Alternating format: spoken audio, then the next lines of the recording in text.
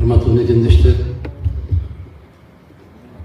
сөздөрдү уктуңуздар, пикирлерди уктуңуздар. Бизде да мүмкүнчүлүк бар, байкадыңыздар. Темирлан мырза дагы, Таштанбек мырза дагы аябай көп нерселерди айтса болот. Biz bunu жасап беребиз, biz аны жасап беребиз, biz аларды бүтүрөбүз, biz буларды бүтүрөбүз деп. Чындыгын айтканда, эч ким эч нерсе бүтүрбөйт. Эч кайсы партия бүтүрбөйт. Анын баарын бүтүрө турган мына калдайган карапайым калк болот. Ошол калкты эмне кылуу керек өкмөттүн, мамлекеттин, бийликтин милдети эмнеде турат? Тумшуктууга чокутпай, канаттууга кактырбай, жетим жесир мунчу майыпты, карыя картаң, алсыз калган азаматтарыбызды ата-эненин мээримине бөлүп, ушундай кастарлап багып алуу, сырткы коркунучтардын бүтүндөй баарын жоюу, ички биримдикти камсыз кылуу. Мына ушул 3 гана маселени алыш керек парламент. Биз жаман үйрөнүп алганбыз да. Улак чаптырабы экен, эт береби экен. Мына быйыл көрдүңүздөр, ар бир инсанга өзүңүздөр добуш бересиздер. Өзүңүздөр тандайсыздар. Партияны тандап, партиянын катар санын азыр Таштанбек мырза айтты. Бүгүн эртең биз жолдон келатканда Долонго чыкканда кабар келди. Болсун. Мына Долон бул жөнөкөй ашуу эмес. Долон бул чоң бир ашуу. Ал ашууга чыкканда бар, чыкпаганда бар.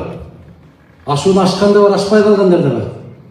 Мына ошол Долондон ашып аткан мезгилибизде, ылдый карай кетип бараткан, бери карай келаткан кезибизде мага ушундай кабар келди. Биздин катар саныбыз 2 болду деп. Куттуу болсун дедим, ак жол той болсун. Эми ал кандай болот? Мына ошол бюллетень азыр көпчүлүк айтат, ушунан жаңылышабыз. Жаңыла турган эч нерсе жок. 3 эле мүнөттө түшүнүп аласыздар. Мына бюллетень болот. Мына жерде 21 партия кетип бартабы? 21 партия кетип барса, ошолордун партиялардын бүтүндөй аттары коюлат.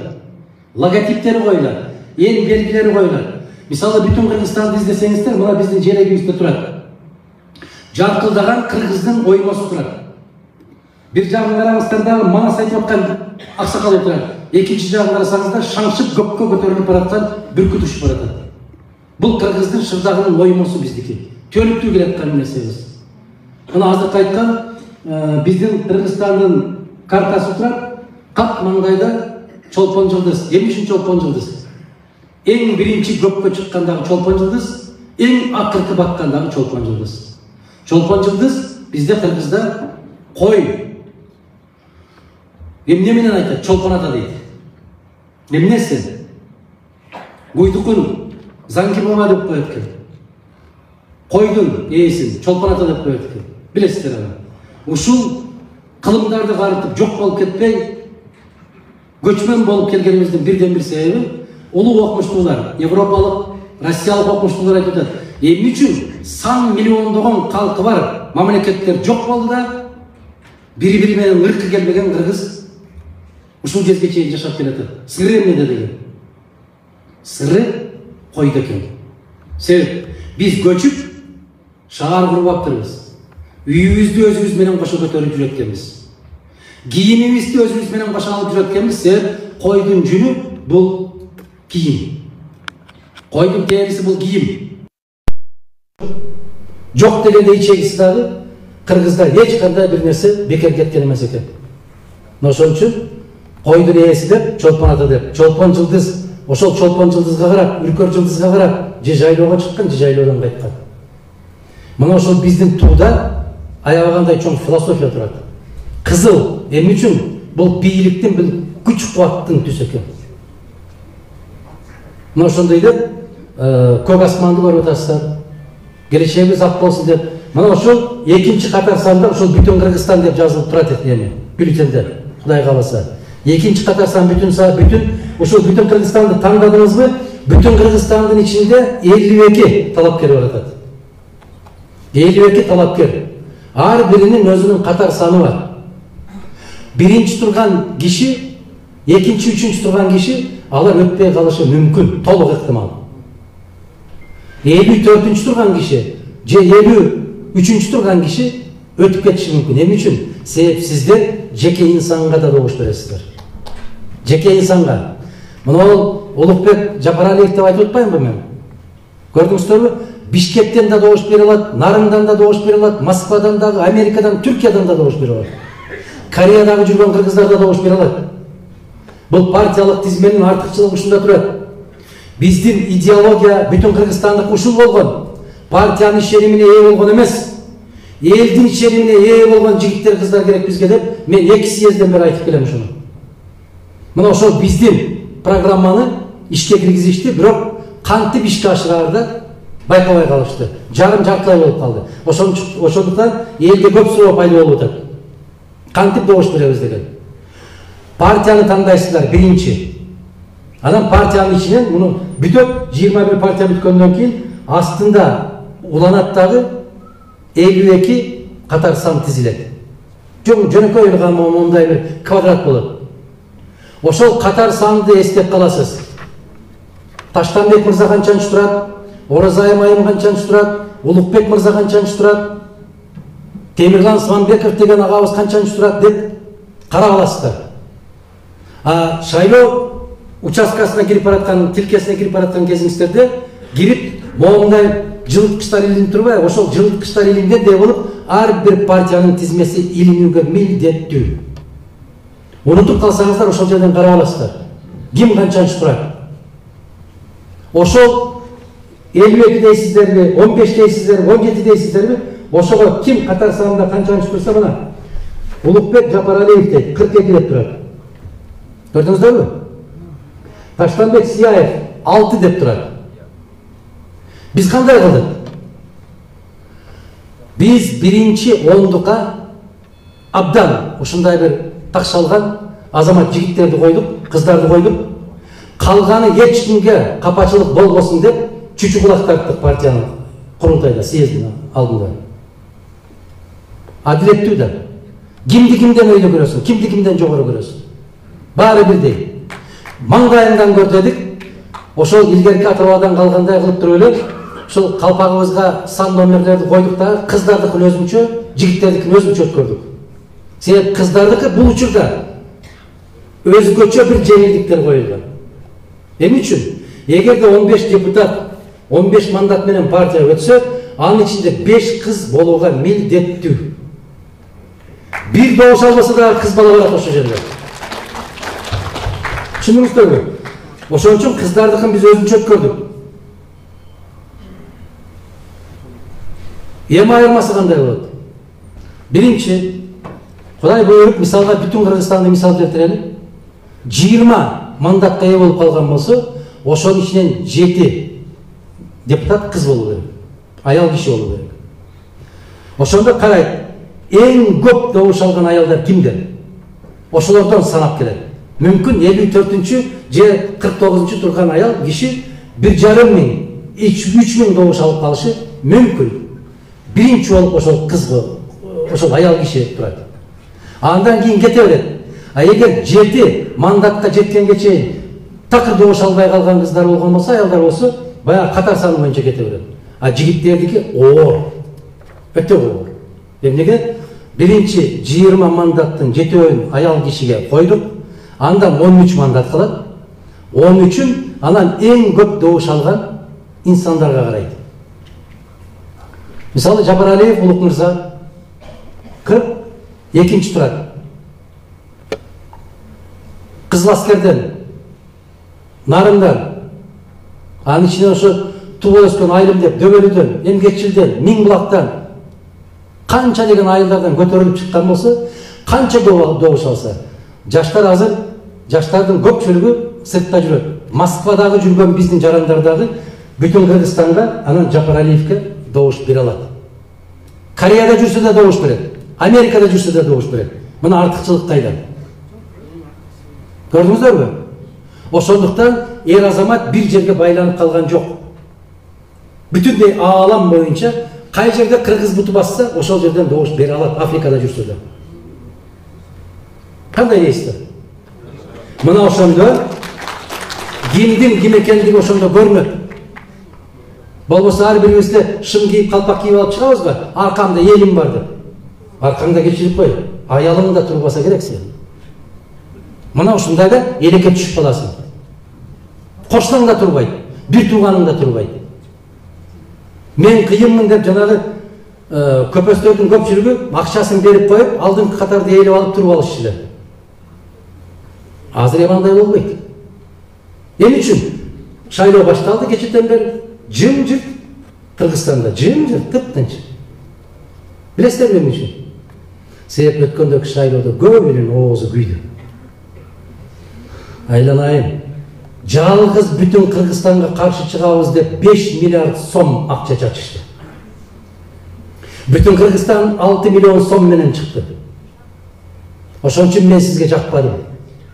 Бүтүн Кыргызстан сиздерге жаккан жок. Союш берген жокпуз, топ чаптырган жокпуз, улак чаптырган жокпуз.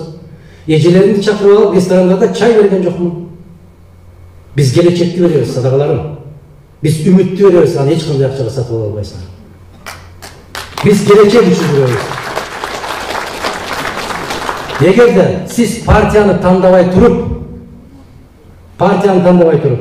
могул тизмедеки инсандардан бирөөсүн тандап алсаңыз, анда бюллетень күйөт. Бюллетень жараксыз болуп эсептелет. Ошондуктан жеке инсанды, жигитти же кызды тандардын алдында партиясын тандаңыздар. Партияны тандап, анан ошол жигитке же ошол кызга добуш бериңиздер.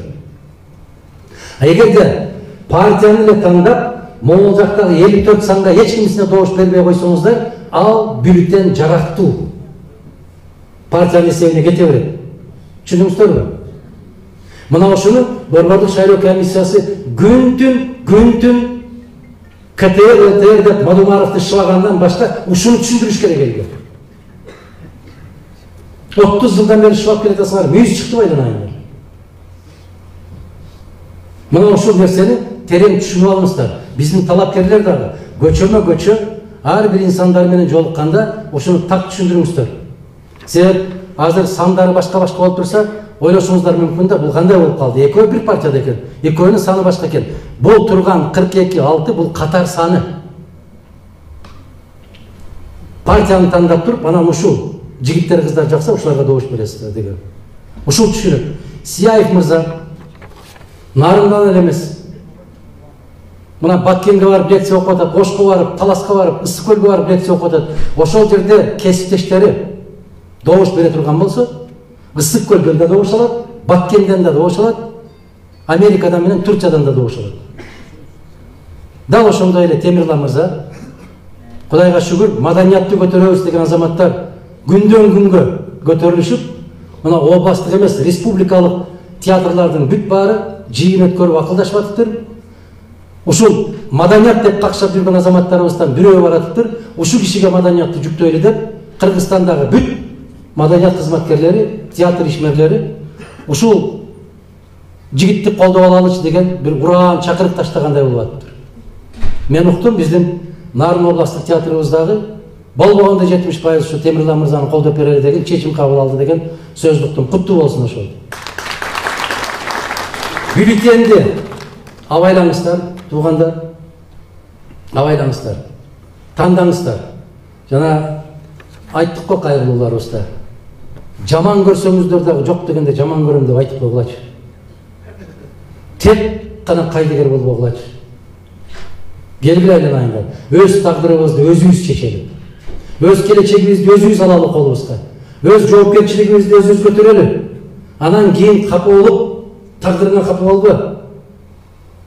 Өзүңө капа бол. Себеп биз ошондой кайдыгер болдук. Кандай дейсиздер? Мен ишенем, Кудай кааласа быйылкы шайлоо өзгөчө өтөт. Биринчиден жанагындай концерт, тамак аш дегендердин баары катуу тыюу салынган. Биз ушуну 15 жыл, 20 жылдан бери какшап жүрдүк эле. Мына шайлоо бүтүн Кыргызстандын көңүлүнө сары майдан жага турган шайлоо. Себеп бай болосуңбу, кедей болосуңбу, тайсой бойсуң. 2 күн сахнага чыгып койгон, 3 жерде жети канчаларын билбеген жылдыздарды алып келип концерт койбойсуң. Жаштарды тайрамдатып дискотека кылбайсың. Эсиң ооп калганча, чоң атаңдын ким экенин билбей калганча улак чаппайсың. Келечекти тандайсың, улакчыл эмес. Мына ушул жолго баралы тургандар. Себеп биздин өзүбүздө жоопкерчилик. Мына бараткан ыкма ушул эреже, бул накта ушул бүтүн Кыргызстандын эрежеси. Так болуш керек. Сиздер чөнтөгүнө карабай, акылына карашыбыз керек. Колодогу коюн эмес, башындагы оюна карашыбыз керек. Туура жазалабы, жазалбайбы? Көрдүңүздөр, натыйжада эмне болуп атабыз? Өзгөн районун тарс эткирип, Баткен областына кошуп жиберген министрлер пайда болду. Ал эмес, букадан 11 литр сүт алган министрлер пайда болду. Көрдүңүздөрбү ошону? Алар кайдан чыкты? Мына ошол улакчылардын арасынан чыкты. Кантип?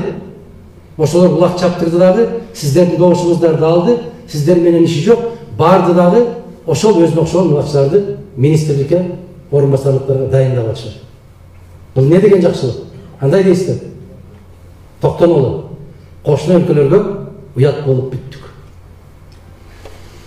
Эми токтойлу, үмүтүм ушундай, Кудай кааласа жакшылык болот, жакшылыктан үмүт үзбөйлү. Биздин бүтүн Кыргызстан партиясынын эң алдына койгон бирден бир гана максаты ушул болуп турат. Ар бир мамлекетке тең ата сүйлөшө алалы. Теңме-тең боло алалы. Сен кимсиң деп көкрөктөн түрттүрбөгөндөй бололу. Кыргызча десе кыргызча, орусча десе орусча, кай тилде болсо ошол тилде сүйлөй турган азамат жигиттерибиз, кыздарыбыз бар биздин. Ошолорду алып барганды үйрөнөлү. Кечээ эле мына биздин Миңбулакта чоң апаат болду, көрдүңүздөр. Солтан Сары боюнча. Ошол 120 депутаттын ичинен бирөө келип койду ошол мезгилде. Мына ошол Миңбулактын балдары барып, мага улам баргандан мен баламды үйлөдүм эле, эртеси күнү кудамды да тоспостон туруп ушул жака келдим эле мен. 27 декабрь эле. Муну эмне үчүн эстеп атам? Ошондо жаш жигиттер, улан деген, талант деген жигиттер, Адахан байке, ушундай болду, рахмат сизге, рахмат деп аябай катуу ыраазычылыгын айтып аткандай мен айттым эле. Жигиттер кубанбагыла. Азыр ушул залда отургандар дүркүрөтүп кол чапты. Бирок биз оомабыз. 3 күн өтөт. Аким чакырып, бир жерге тай союп, 40 аксакалды чакырып, тамак чай берип койгондон кийин бүгүнкү алган чечимин тескери кайра кабыл алдырып берет. Десем, сиз такыр эч нерсеге ишенбеген кишисиз го деп капа болду эле. 10 күндөн кийин ошол жигиттер Бишкекке барды. Сиздин көзүңүз ачык экен дейт. Эмне болду? Ошол сиз айткандай аксакалдарды чакырып, кайра башка чечимге кол койдуруп алыптыр дейт. Токтонолу аксакалдар. Апалар, эч кимибиз ачык эмеспиз.